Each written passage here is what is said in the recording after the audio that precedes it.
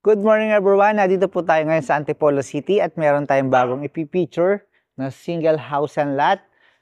Dito po sa second level kung mapapansin ninyo meron tayong huge balcony at meron tayong 3 bedroom dyan sa taas. At ito naman po yung inyong 2-car carport.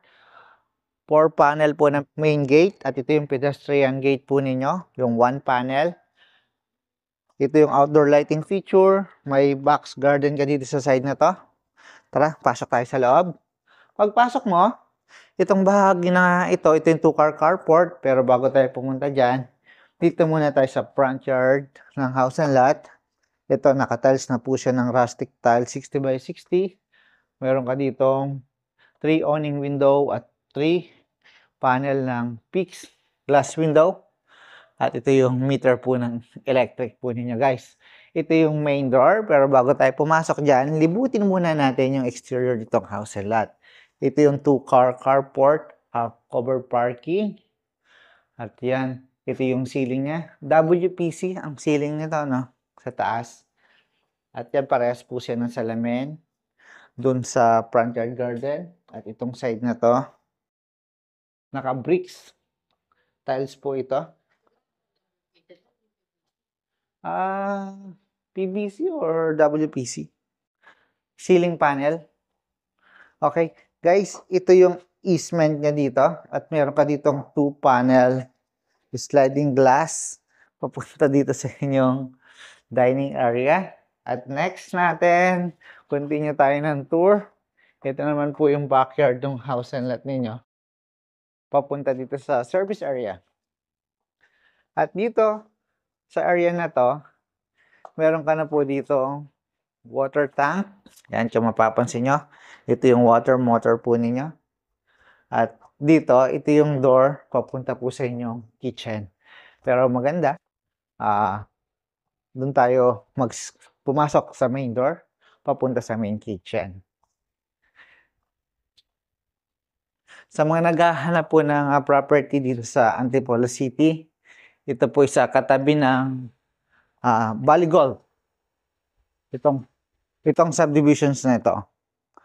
Dalawa yung access na pwede mong daanan dito. Sumulong or Ortigas Extension. Yan guys, ito yung main door. Tara, pasok tayo sa loob. Pag open mo ng main door, ang unang bubungad sa'yo, itong living area. Sa living area, meron kang modern light, naka-cove lighting yan. Meron kang mga LED lighting sa taas. At ito yung wall. May design ka na dito. At meron kang vertical slat dito. Steel. At dito naman guys, yan, unang bubungad sa iyo, pag tingala mo is yung modern light. At ang ganda ng lighting feature niya. At dito naman yung inyong magiging dining area is good for 6 or kung round, good for 8. Depende sa inyo. At ito yung nabanggit ko sa inyo. Ito yung sliding glass door papunta sa lanay. At yan, ito na yung kitchen.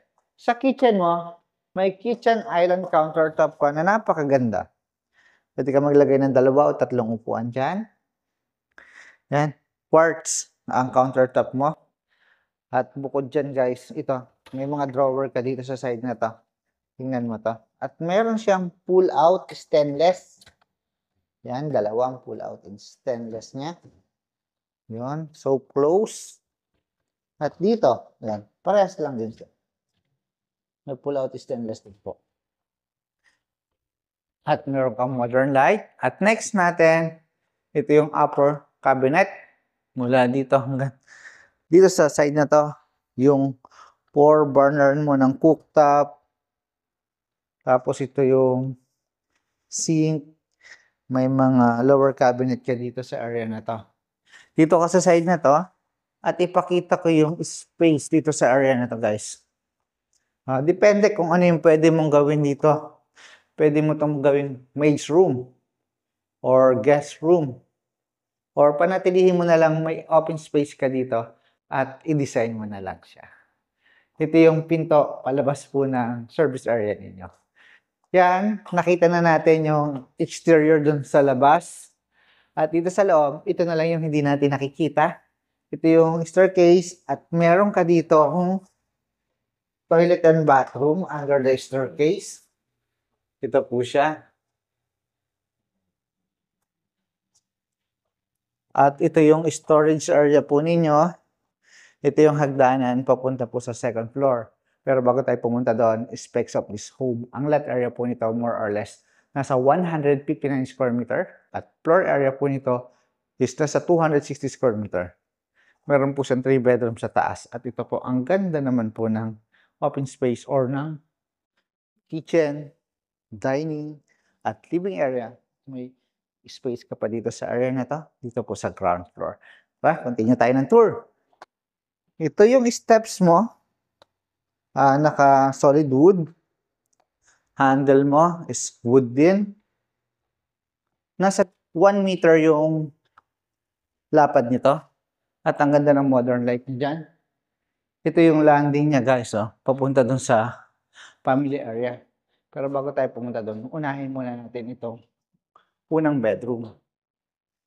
Dito sa bedroom na to, ito yung sa side ng property at ito naman yung likod niya. Ikot ka dito. Makikita nila yung lawak at lapad nitong unang bedroom na tinignan natin sa second floor. At next natin, yan, maganda yung modern light mo dito or chandelier. Ito naman po yung pangalawang bedroom. Yan. Hindi siya nagkakalayo ng size dun sa unang bedroom. Tingnan natin. At kung mapapansin nyo, mula sa toilet and bathroom, meron po siyang common. Ito yung common toilet and bathroom. Floor to ceiling high yung kanyang tiles. Ito yung shower. Yan.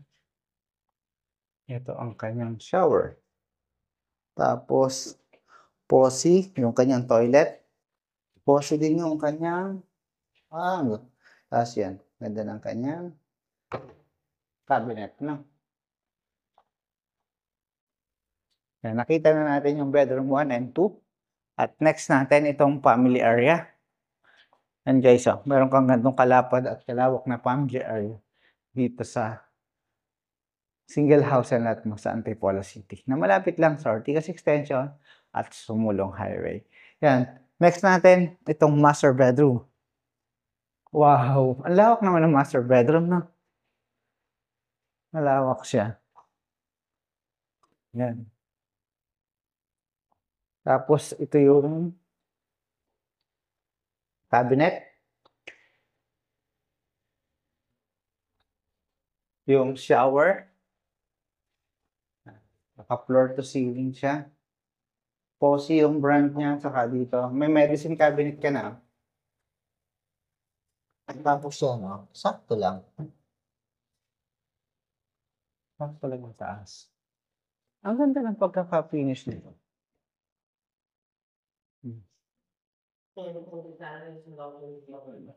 Modular na.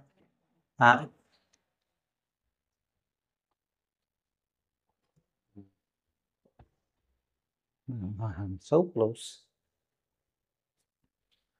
Ito yung mga outlet mo dito sa kanto. Naka-corner glass. Maganda yung modern light niyo.